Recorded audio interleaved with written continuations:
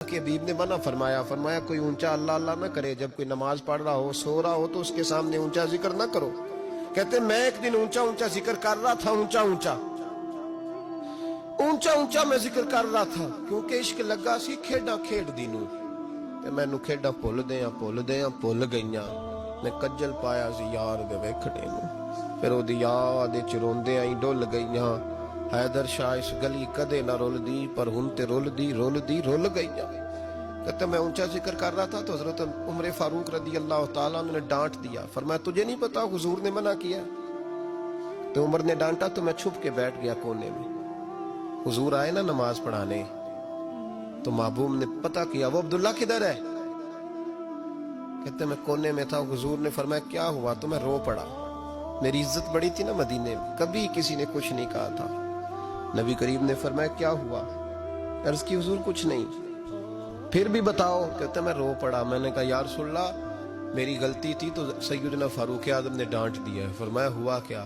یا رسول اللہ میں اونچا ذکر کر رہا تھا، اور بات بھی ٹھیک ہے، کچھ لوگ قریب نماز پڑھ رہے تھے، حضرت عمر نے منع کیا، نبی کریم علیہ السلام نے فرمایا بلاؤ نہ ذرا عمر کو، خود قانون حضور نے بنایا ہے کہ اونچا ذکر نہ کرے جب کوئی نماز پڑھ رہا، بلاؤ نا عمر کو۔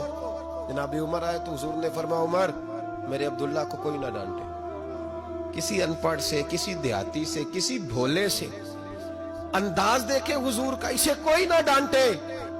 پھر حضور نے فرمایا تمہیں پتہ ہے یہ میرے لیے کتنی تکلیفیں برداشت کر کے آیا؟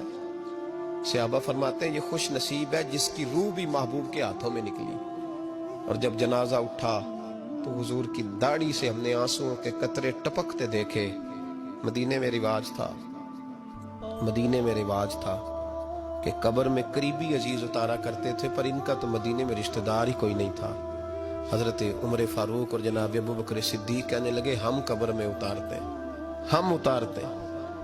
جب ان دونوں نے اٹھایا قبر میں گئے تو کہتے ہیں کمال دیکھو اللہ کے رسول ہم دونوں سے پہلے قبر میں اتر گئے، اور حضور نے یل بدایا ون نہایا میں موجود ہے، کب مجھے دو میں قبر میں اتارتا ہوں۔ کہتے ہیں حضور نے تنے تنہا پکڑا، تنے تنہا قبر میں اتارا، پسے مردن فرشتوں نے جو تلاشی لی تو کیا نکلا؟ فقط ایک دل کے گوشے سے خیال مصطفیٰ نکلا۔ نبی کریم علیہ السلام نے قبر میں رکھا اور ساتھ فرمایا اے اللہ میں آج شام تک اس سے راضی تھا، تو بھی اپنے کرم سے اس سے راضی ہو جا۔